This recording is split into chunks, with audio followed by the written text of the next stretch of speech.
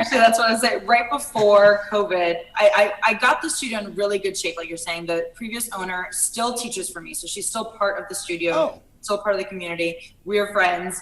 She, like I said, I started teaching right when she opened the studio. So I was here from the beginning, and I know all the instructors. I know all the clients. So that was also to my benefit coming in, that I wasn't just somebody new off the street who was buying the studio. And a lot of the instructors and a lot of the clients did tell me that they were so glad that it was me, right? And not somebody random, right? They were so happy.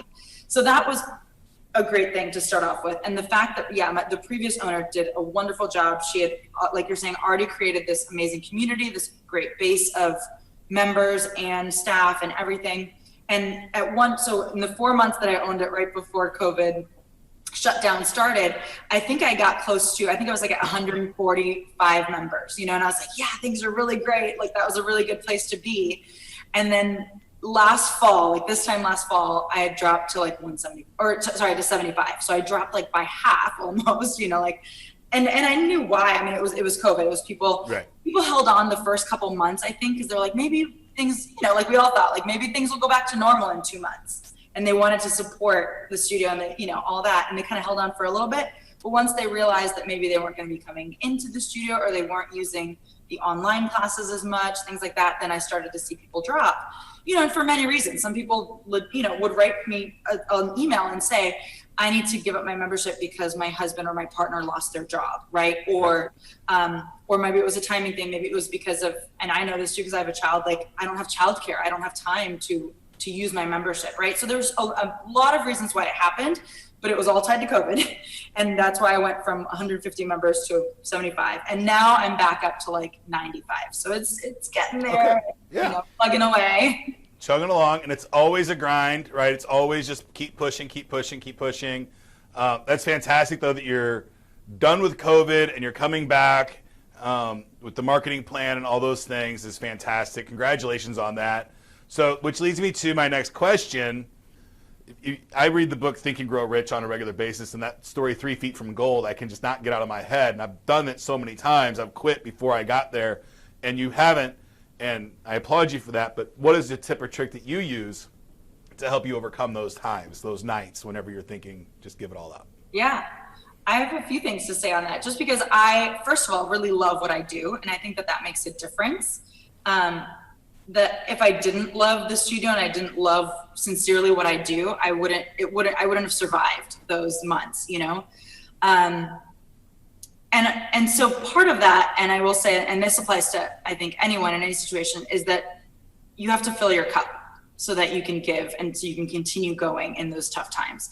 And I was actually really lucky that in March of 2020, right before shutdown, I went to an owner roundtable in Austin, Texas with a bunch of other Bar 3 owners. And I got to meet some new owners. I just got to pick their brain and get some ideas on marketing. And this was when, we all kind of thought we kind of heard about COVID, but it didn't seem like we were going to shut down or anything like that. So I was getting marketing tips. I was getting, just ideas from them. And I came back to the studio, super enthused, ready to do some new things. And then, and then COVID happened. But what I will say about that is that time to connect with other people was really valuable for me. And that, I think that really helped me in the next year when I was when the business was struggling, and when, like you're saying, have those nights that you're like, what, am I going to keep doing this? But having, spent that time with other owners being encouraged really helped me a lot. And so knowing that, I feel like that's what I've continued to do. So on a side note, I feel like I also like to spend time with my family and go camping. That's one way that I recharge, personally with my family, is we take out the camper and we go camping. We just went camping this weekend, super fun. And I come back feeling refreshed, right? But then also with my team. So as, if I'm talking to other business owners and thinking about what can you do to, as a trick to feel better, right? And to recharge. I think also spending time with your team and just having an outing, or, because I get that money is tight. I don't take them all out every month or something, but we do something maybe a year where we get together and I have something that we can, just a team meeting to kind of get back on the same page, which I think is super important as an owner and a manager or anything. Get your team together and get them all on the same page about what's going on in the studio, but also just on the social level. And you don't have to be, it's not like you all have to be best friends, but just getting together and spending that time has really helped me and my team. And it reminds me again of like, why am I doing this? It's because I love these people that I work with. I love what I do.